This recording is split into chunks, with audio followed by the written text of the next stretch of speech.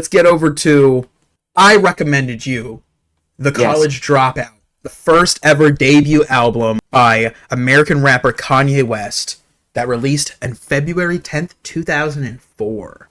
Right. A classic, many would say. How did you feel about the College Dropout? Seeing as you are a college boy, you have graduated college. Yeah. How'd you feel about everything, the skits and the songs and things? Go for it. I thought it was pretty cool. I feel like, okay, firstly, it is a long album. You're in for a ride, right?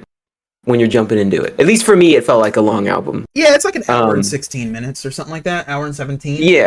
Yeah. And I see, every time we talk about stuff like making music and everything. Mm-hmm. And I know you'd mention like, oh yeah, like we throw in some skits here and like do some stuff and like layer it out. Yeah, immediately I was like, yeah, this is where it's coming from. And so I was putting that together. I was like thinking through it. Honestly, a good chunk of it, I was like, you know what? I can get down with this. This is pretty good. There wasn't anything I was like, no, I'm not with it. Which... Okay, so there's no song on here that you were like, I don't ever want to listen to this ever again. Pretty much. It was either like, okay, like I'm getting with this. And I think a lot of it is like there's really strong instrumentals. Yeah. Like that's the core of it all. He pioneered that gospel sample wave, that movement. Yeah, absolutely. Like Graduation Day, like, classic as a banger. All Falls Down still plays on the radio. It has like billions of plays. And that was birthed from like a spoken word poetry, like Def Jam poetry slam that he did, where it is weird talking about Kanye now as opposed to like his beginning, because in the beginning you hear stuff like All Falls Down where he's like, I'm admitting that I'm self-conscious with a lot of this stuff. That's why I put on this front and this bravado, because I'm self-conscious, but we're all self-conscious.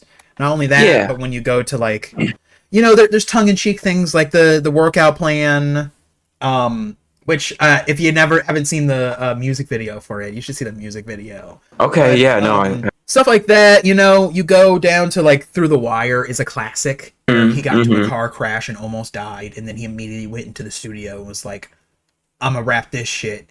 And then you get stuff like Family Business, where it's like, before all the fame and all the success and all the crazy shit, I'm still a family man at heart, and all of this stuff and these reunions and all these people that I ride and die for, and these traditions that happen that I'm experiencing, and I'm letting I'm letting everyone else into our family and that dynamic and how much that means to me. And then you also get to Last Call, where in Last Call, it's like there's a whole entire thing where he's just spitting about how grateful he is for the opportunities that he's had and all the struggles that he's gone through to get to this point, and people caring about him through all of this turmoil and this uncertainty, trying to make it, and he finally does make it, and he's just so grateful. Juxtapose that between him being a Nazi is fucking insane. Yeah, absolutely. And that's the, like, obviously it's hard to listen to something like this and not draw those comparisons, not to think about that, because it's like what happened? And you go in the comments on like every single song. I was listening on YouTube. It's like people are like, man, this is back when Kanye was real. Like, what happened? Like, there were like comments left like a few years ago, like, oh, listen to this now is like like it's a funeral or something. You know what I mean? But I get it. You see the progression. If you listen to all his albums, you definitely see the progression, because everything goes downhill when his mom dies. Oh, and that was, you know what? The only person in his life that was like not a yes man, that would be like, hey, keep you grounded. You're doing some fuck shit, and he would be like, sorry, I'm gonna bring it back. And after that, and having bipolar shit, it's like he could, and a mad king with unlimited money can just do whatever the fuck he wants. Yeah, it'll go to your head. It'll go to your head. And I know on like with like Late Registration, he's got like Hey Mama. And I've heard that, and that like when I heard that, I was like, damn, like that's this is a really sweet song. You can tell, like, yeah, he really loves his mom. So that makes a lot of sense. But yeah, yeah. I mean, I love it whenever Buddha is on a track. You know, breathe in, breathe out. That was pretty tight. Because like I know Jamie Foxx was also on Gold Digger. Yes. And so, but like, unless like I don't know, because I haven't heard Jamie Foxx like do anything musical. So like outside of that and outside of slow jams, any of his albums or anything. Yeah. So I'm just like, I'm gonna trust that Jamie Foxx is here. I'm gonna trust that that's Jamie Foxx. And it's just kind of it's just wild to me to hear that. It is. It's in the middle of, you know, Jamie Foxx being a comedian.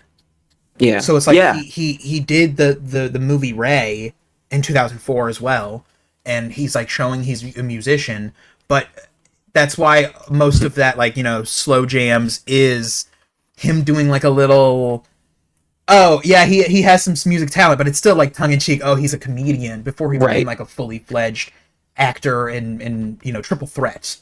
Yeah. It's that kind of in between. So where it's like I don't know how to take it all the way, you know. But I feel like the whole album has got that, like, maybe not overtly, and it's not everywhere, but it's got that kind of tongue in cheek thing to it. That's why, you know, like we got the skits in there, and they're usually they add some kind of levity, like, you know, that kind of brings it back. Like we build up, and then, you know, we got like School Spirit, like the skits that kind of like frame it and everything. And it's weird because it's like, yeah, for a lot of that stuff, it was ahead of its time. In 2004, yeah. When you're talking about Jesus Walks, for example, and that's in between all of this goofy shit as well. There's still serious stuff there where it's like, okay, I know for a fact if I talk about this, I'm not going to get played on the radio. Thank God he got played on the radio. It was like one of the singles. But there's some kind of, it's like serious but calculated in the silly as well. And it does. And it has lasting effects. It has lasting effects for a lot of things. And the time frame is just perfect. Because having Jamie Foxx then instead of like a little bit later, it's perfect for that thing. It's the same thing as a lot of Kanye is working on, you know, Common's beats for his album B. He got started making beats for Jay-Z in like Heart of the City and stuff like that. As he talks about. And with stuff like that, he's like pulling in John Mayer from like the height of his fame. It's like, why did you pick John Mayer?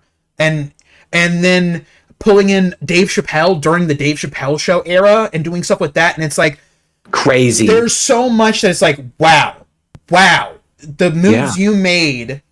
Like I talk about his first three album run. There's more of that throughout that whole entire run. That 2004 to 2007 is like so much ahead of its time.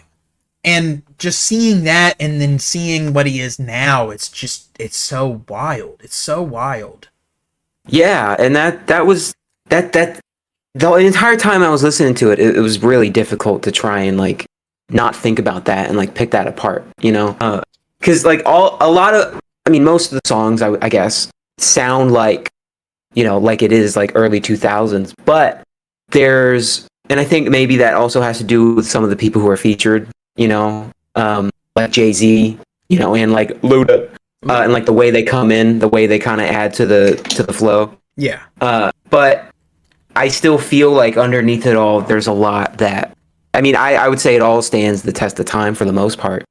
But that foundation of the instrumentals, you know, really carries it. And I noticed like, whereas other songs or other artists at that time would have used, I don't know, like some shitty MIDI or like some like plug-in instrumental, like BS or something. Yeah, something. The ringtone rap crunk era. Exactly.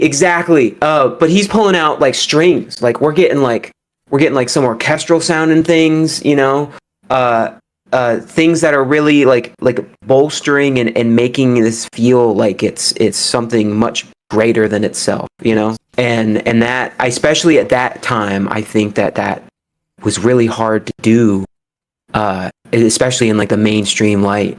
It was very hard because a lot of the time the reason he wasn't getting picked up to be a rapper and just be a beat producer is because he didn't look the part. Everyone's wearing baggy like clothes and trying to be a gangster, and he's like, I like to dress and wear like polo from the Gap and stuff like that, and with my backpack on. They reference stuff like that in there with your little backpack. And stuff like that. It's like he went counterculture from the thing and then ended up proving everybody wrong. Everyone's like, you would not succeed. You're not a gangster rapper. You're not doing all this dumb shit. You're nothing like G Unit, so just don't even try.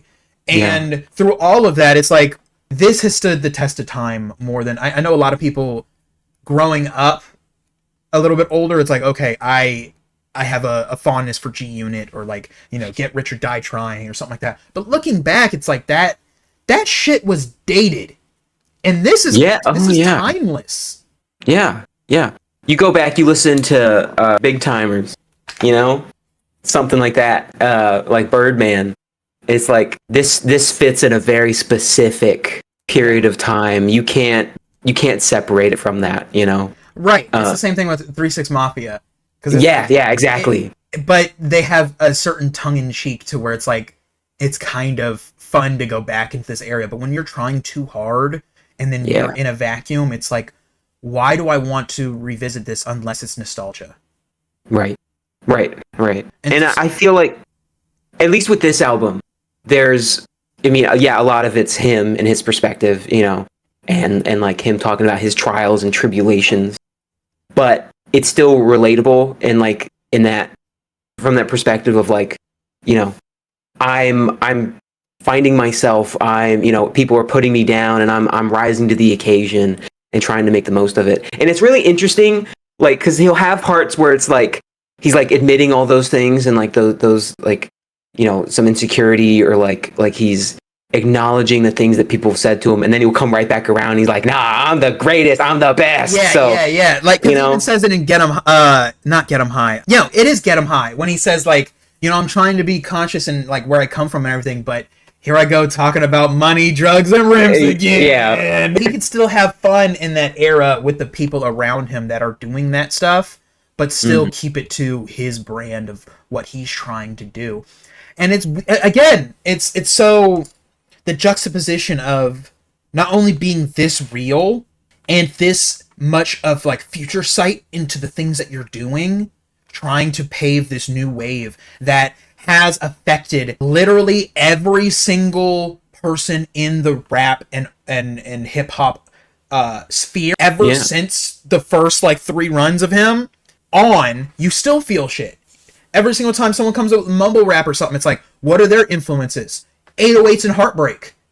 Yeah. And it's like, it's so huge that it's so weird to talk about, because he's a shell of his former self. It's like watching someone like a king die between your eyes and still be alive, like a zombie. And there's people that are like, they weren't in this space. They weren't in this space, you know? So it's like, why the fuck is Kanye even famous? And it's like, oh, he completely reshaped the whole sound of a whole genre for half of the lifespan of that genre that has existed. And so it's like, it's weird to talk about, because no matter what you talk about, like, oh my god, for like the first 6 or 7 albums that he's done, it's like he does not fucking miss. And how many people can you say can do that? And then it's like he ruins it himself, or he's like, hey, let me see if I could ruin my legacy. It's like he wants to see if he could ruin his legacy. And it's, I mean, at that point, why even try that game? But like at that point, when you've had so much success and you're just knocking it out of the park, just, you know, nice. It's like, where else can you go but down, you know? And maybe, who knows? Maybe, I mean, how old is he? Like, I'm not entirely sure.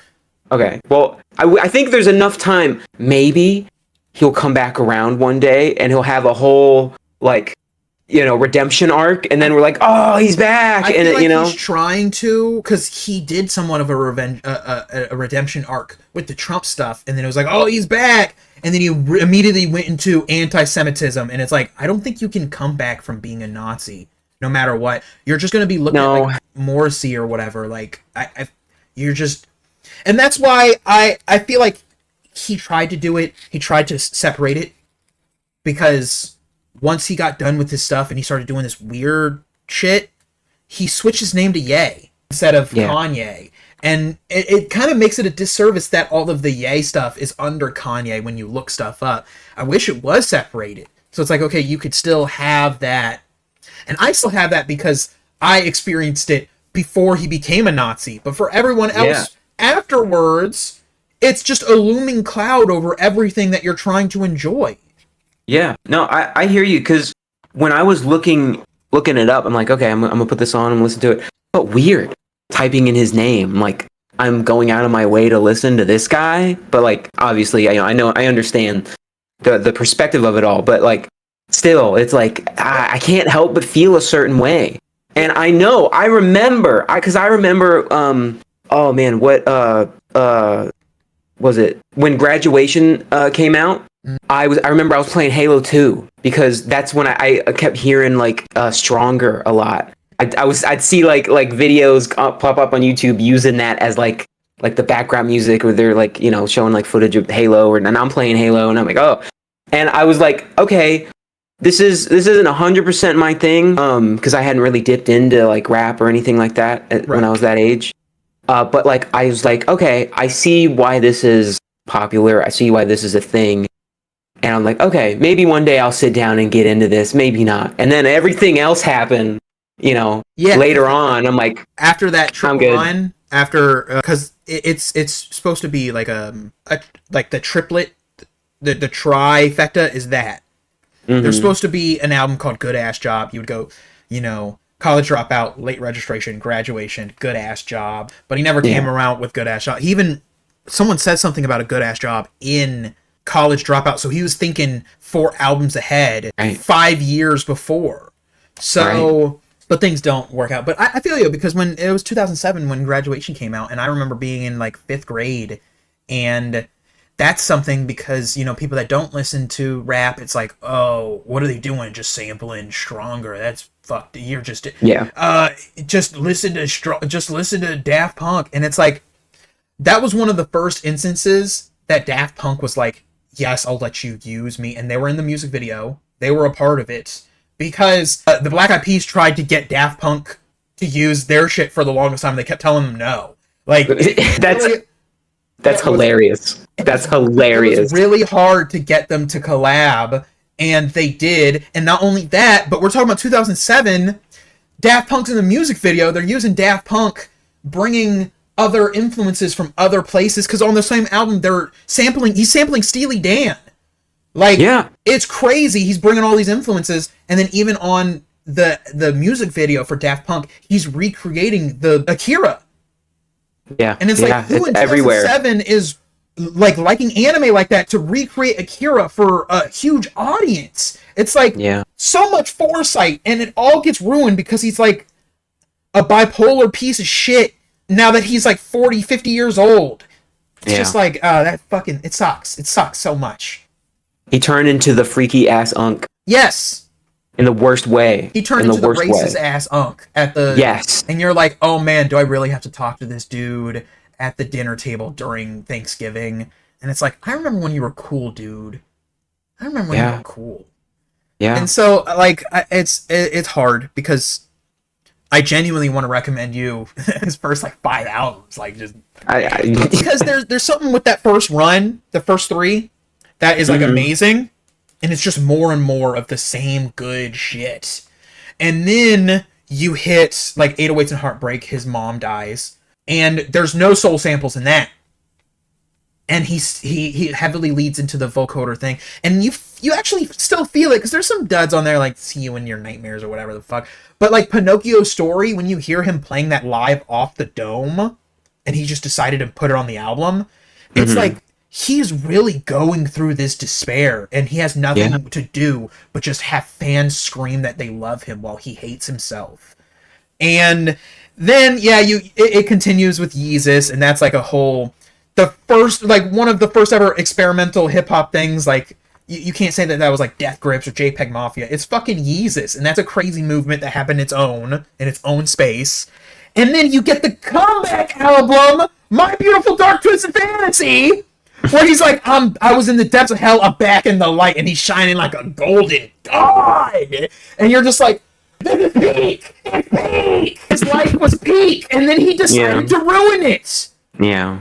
Damn. So he already had that redemption arc. Yes! And he's like, we can go deeper. We can go into the pits of hell. It's like being like, oh man, it's like if they had JoJo's Bizarre Adventure Part 2, and Joseph finally wins, and then you start Part 3, and he actually becomes a vampire because he said, fuck it. Oh, like, yeah. Yeah. Yeah. That's crazy. You'd be like, what? This is stupid. Joseph. This is stupid. Yeah. So, like, for the last 4 or 5 out, ever since Kids See Ghosts, ever since that, I have not listened to a Kanye album, and I probably won't. I won't. I won't say probably. I won't. I have that run. It's just like I say with Coldplay. Have their run, and then they start doing some weird shit, and I'm out of that. I got these, and then that's it. Yeah, I hear you. There's got to be a point where you detach yourself from it, so you stop getting hurt. Right. You know, exactly. You can't keep doing that to yourself. That's why I stopped listening to Gorillaz. Yeah. Humans came out, and I was like, I'm done.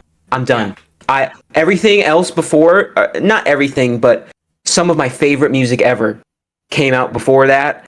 I've been waiting for this. I sat in the parking lot right after I bought it on CD. I got 2 copies, and I was just crushed. Never again. Yeah, and it's so weird to talk about because it seems like people can't equate it. They'll just be like, oh, you just cannot support this guy. It's like, imagine Iron Maiden had all of these great albums, and then tomorrow Bruce Dickinson was like, I hate gays, and I wish Nazis ruled the world. You'd be like, what? You got like at least 8 or 9, 10 out of 10 albums in the back seat. What are you doing? Yeah. It's like, I mean, you could bring this to like Pink Floyd a little bit, like Roger Waters. Yeah. You know? Because like everything was so great. Everything was awesome. Imagine if he didn't have the ego that he had that caused everything to fall apart. Imagine what they could have made. Yeah, they could have made a wall too. Walls. They could have made walls if these walls could talk.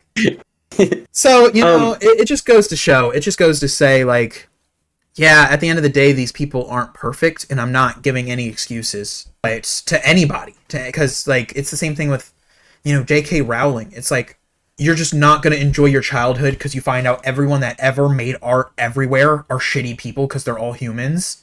Yeah. It's like, you got to pick and choose your battles. Exactly. There's got to be a point where you're like, I mean, because if you decided not to like everything that you have ever liked that's associated with someone who ever did something bad, then you probably might have like 1 or 2 things to listen to, maybe. I would say 0. I mean, yeah, probably. Because it gets to a point where it's like you don't know them, and your favorite artists don't think and act the same way you do. You just project that until you know them, and that's why, for the most part, I like a band, and then I'm like, who are the members? I don't know. I actively don't want to know because it's gonna fuck the money up. Ignorance is bliss, and I know this steak is 1s and 0s. I know it's 0s, but it's delicious anyway, dog. And you know, ignorance is bliss. I'd rather be sitting there, you know, chewing the fat than living in the sack. You know what I mean? Yeah. The burlap sack after getting beat over the head. Because even at the end of the day, when you make stuff, when you make your own art, are you going to cancel that because you hate yourself? Yeah, like no. You can be. Yeah. You have bad days. You have shit. And again, I'm talking about the smaller things. It's what we're talking about. This. It's one thing to be a Nazi. Fuck that. Yes, absolutely. About, like, excusing that. Fuck that. Absolutely. But like the smaller things, it's like, and even then, it's not. You don't even have to like excuse it. You can just like acknowledge it and be like, you know, that's That's not cool. That's messed up. I don't agree with that. But I have to admit, I still really like this song. Did James Brown beat his wife and go to prison? Yes. Yes. Do I still love the boss? Absolutely. Absolutely. You know? Yeah, and it's a pick and choose, because really, like R. Kelly, I'm not. I know a lot of older black people are like, I don't care. I'm like, I'm not one of those. It's so egregious that fuck off. I'm never listening to an R. Kelly song again. Yeah, yeah. But there's scales. There's scales to it. Yeah, yeah. You can't. It's not all. You can't it's not think all of it. black and white. It's not all black and white. Exactly. No matter if you're black or white. You know. Yeah. I got one last thing about College Dropout. I will say, and I don't know if this is like really a criticism. I guess it's just something that I noticed, and I'm like, I wish there'd be he'd vary it up a little bit. 9 times out of 10, at least this happens at least once in a song, once or twice. He will rhyme 3 words. Like he'll have the same cadence. You like, I went to the bus today, and then I went down there, and it was a good day. And then, you know, and it sounds the same. I feel like it adds into the, because at this point he's not like on top of it. This is his first album. Yeah. So yeah. I feel you. I feel you with certain things. Like he gets like at a certain point he's good enough, and the beats really carry him to where it's like, this is awesome. Yeah. And then you get further in his discography, and he's like, he's a better rapper, but also you kind of expect what Kanye is, and if anybody else he's got Kanye, it would not work. Right, like Big he's Sean got his own trying style. to do Kanye. That's why Big Sean sucks. Yeah, but yeah, when he's like, tell me that ain't insecure. The concept of school seems so secure. Sophomore 3 years ain't picked a career. Fuck it, I'll just stay down. Yeah. I'm like, this is peak. Because when you're writing stuff, do you ever think to rhyme these things by saying it like that? Because Eminem does that shit all the time. Where he's I say dorange, I say orange, and door hinge. Yeah, that rhymes. I rhyme orange with something else. And it's like, it's a pass just for it because he's white and black people don't. No, I'm just kidding. One's the GOAT of the greatest of all time, and the other one's a Nazi. Okay. But I don't know. Oh, that's a whole nother topic. I started, like, I was listening to What's the Difference the other day. Just like, it just came on. I'm like, starts with bam. Yeah, like everything was awesome until he came in, and I'm like, I can't. I feel that so much. I was listening to 2001 the other day as well. Really? Yeah, and you listen to Explosive, and it's like, wow, this is really misogynistic, like to the point where I can't just be like chilling with this. And then you get to what's the difference, and he's just like, the same thing. Have you ever listened to Dead Wrong with Eminem? You need to listen. You need to listen to Biggie Smalls' Dead Wrong featuring Eminem, and his verse is just like that. He's like, it's so bad. It's so bad. Okay. I'll listen to that. How did he get away with this? But first things first, or well, I guess last things last. Obviously, the first thing is first. No one says first thing second, and then they say it's raining outside. And then they say the first thing the second time, which would Anyway, would you ever listen to this album again? Yeah, absolutely. If you have to give it like a point rating, what would you give it? I'm gonna go out of 10 because I don't feel like 5 is there's not enough for me to. I hate when they do 1 out of 5 and then it's like a 4.5. It's like, motherfucker, then just do a 10-point scale. Yeah, exactly. We'll do a 30-point scale. 30, okay. The first 10 is bad. The 20 to 29 is mid, and then the third all the way up to 30 is great. So it really encapsulates it. What would you say? I would say, and this is just from like first few listens. I've gone back and I've listened to some of the other stuff you recommended me, and I'm like, oh man, I actually really love this. So I am gonna give it a tentative, a soft, like 23, 24, something like that. Okay, so in the middle. Yeah. So it's like, but it's on the upper end of that. It's like I see it. I'm there with it. I get it. Let me sit with it a little bit more. Okay. Yeah. So I overall I thought it was pretty great. It definitely it had its moments, you know. It had me going. It is timeless, Yeah, but it's also timely, you to know. me, yeah, it's just hard because, you know, College Dropout, it's probably close to a 10 out of 10, but Late Registration, the one right next to it, right after it, his sophomore album, is better. Oh. And then everyone says he made Graduation. There's still at least two, like Drunken Hot Girls and Barry Bonds are not good songs on there. So it's like, I don't know. It's hard for me to rank it, but it would have to be in the upper echelon. Yeah, and I would way more time. I've had decades with it. Right, and it's influenced you in a lot of ways. You know, I'm just coming in. You know, I'm like you were in like ground floor. I'm up. You know, I'm like 30 stories high, 3 doors down. Yeah. You know, but I see it. So I thought it was pretty great, all things considered. So